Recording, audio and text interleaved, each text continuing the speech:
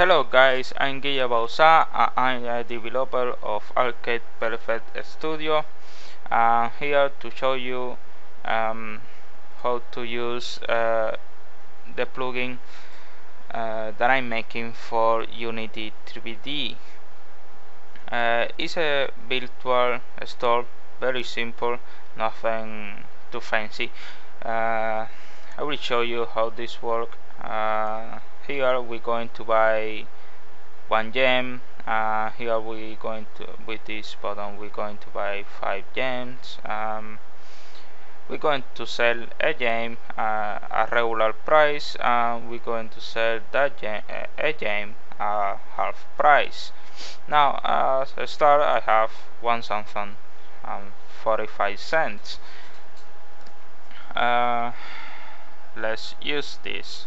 For example, I hit buy blue gem one more time, buy 5 gem. Now I want to sell at regular price my gems back. How I want to sell them at half price back. Now it's pretty simple, nothing too hard to do. As first, we're going to create a star. We're going to go game object, create empty game object. Let's put it as 0, 0 position if we have to move it or something. Let's create a store manager. Now a store manager will have a script that we make.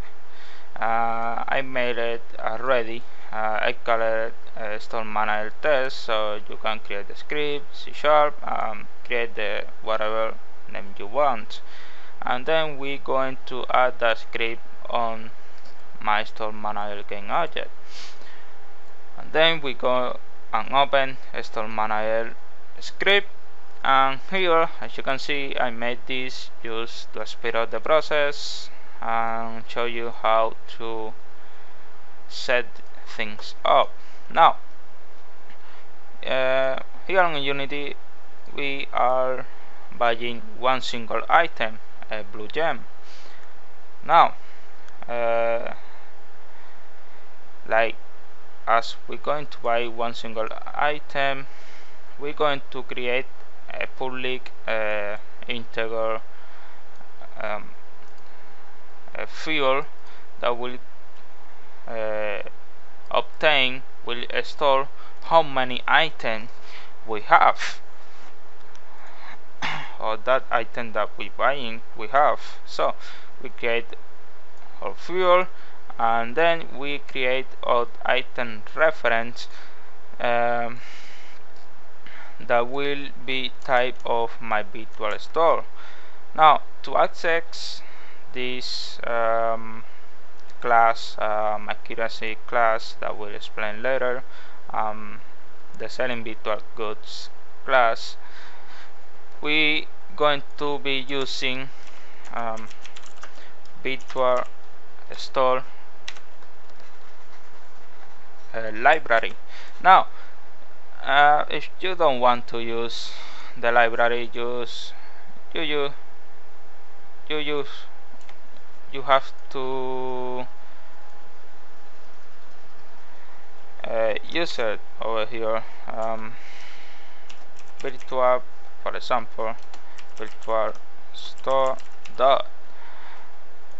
Now this is a little annoying, so the easiest way and clean way is will be using virtual store. Now we have our virtual store, and now we can use our class my virtual store, and then we create a name of an object, field of object that will contain here our gem. Now This is your reference, so it's not set it up yet. So at the start of our store manager, we're going to obtain, we're going to create that reference or fulfill that reference. First, the gem or whatever name you call it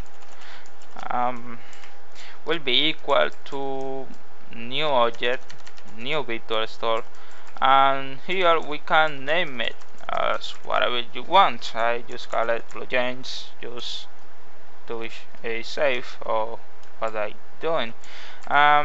Then we're going to set a price. I say I want to buy with 10 coins. I will receive one blue gem. So this 100 here will be our price of the gem. And now to use this plugin, you will have to use my currency or the currency class that I set it up on the plugin. As for now, you won't be able to use anything else, but this will be a general currency. As I said, I don't know, the currency could be coins, or could be money, or could be gems itself, whatever. So there's 3 ways to set my currency or to initialize my currency. Now if we first play our game, we have 0 coins. For example, we have 0 coins, but what about we replay our game? We won't initialize this to 0. We will initialize to the previous amount we had. For example, if you're using pref, get int or get float, let's say get float, here will be equal to, I don't know, currency, to name it, and then as default value will be 0 if we won't find our currency. So this is a way to set up if you your currency of the class if you did replay the game, or maybe if you're using text files or something like that, just set the currency first and then use it. Now as this is a test, I will put this this value as starting. Now if we, for example, go to a store or something like that, I don't know, not store, I mean if you go to collide with a bunch of coins and you want to add it to my currency, you will use a single method, a single method that we will call it add currency. We will add the amount of coins that we add to our currency. This will be the type of value my currency is. Now this can be confusing because if I put this as integer, for example, if I set this as integer, we going to hide or decimal values on our currency. Let's say I don't want to receive the $0.45. Well, then we're going to set this as integer, and it will be added. For example, I'm going to add here $250 with 23 cents. Well, if I don't want to add this, we're going to set this as integer. If we want to add those 23 cents, we're going to use decimal. Now this, as the game start, always will be set as decimal, so you might wanna save this, or every time you add a currency, just use my currency type and use whatever you want. Now there's another way to add this currency, but this time is the same of this, but separately. I don't know how to say that. Well, in different ways. Now we can use set this currency type by separate. First we can set this to, I don't know, integer now, integer, and then later we can add our currency. Now if you don't use this, this will assume the default value type decimal, or if you change it here as integer, it will use integer, not decimal. But let's set this up as integer so you can see. Now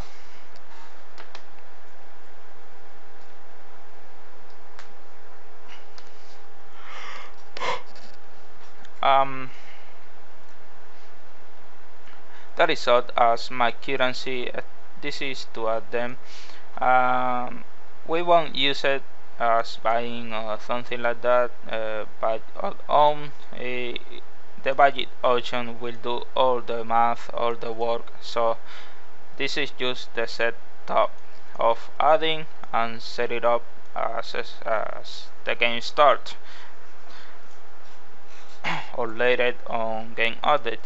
So the budget option, now we have here 4 buttons, so I will make 4 functions. 2 of them are buying ones and 2 more will be selling. So we go into the buying option first. To buy the item we created before this blue gem, it's pretty simple, nothing that hard.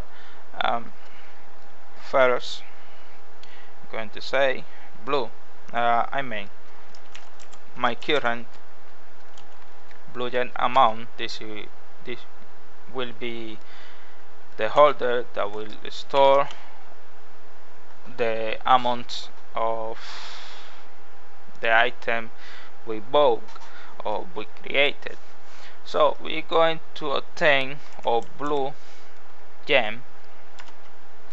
We're going to obtain a blue gem that will be equal to, using our function by virtual good, and here we have 2 types of functions, which in this one that we're going to buy only one item of those, then we're going to send here my holder as well, we receive and we send, and that's it. Everything else is done automatically. Now if we want to buy a pack or something like that, I don't know, if you don't want to sell only one of those items, you can use the same function, But instead of only sending or order or storing item, we're going to set here how many of those items we are buying to receive. So how many I will receive? I want to receive 5, then I set here 5. I want to receive 10, then 10. Your choice. Okay, remember this will receive only 1 and this will only receive 10. This will be the auto buying with accuracy and will how I say delete the price that we send over here will be automatically deleted from my currency. So pretty simple enough. Now upselling functions. Now upselling function is a little more complicated, but it's the same basically. First we're going to use our class named sell virtual goods, and now we have a selling here and sell virtual good. Now our only function will be sell virtual goods. Here at first we're going to send all item we created before, a reference of the item we created before. So blue gem is the item we created over here, as you can see. Now as second argument, you're going to send my order or my stored item will be my current blue gem amount, and now you can say how many I want to sell on one single click. I want to sell only one on one single click, but you can sell 5 on one single click and so on as you wish. Now this is a little different here on the last argument, and this argument it will be a numerator where the sell price will be if we want to sell this item we're selling, if we want to sell it as regular price or as half price. As for now, this is the only the only two options to do. So this function is for regular price, so I leave it as regular price, and that's it, I suppose. Now this is different. This will be exactly the same, just like except that instead of regular price it will be as half price. Now to set this up on Unity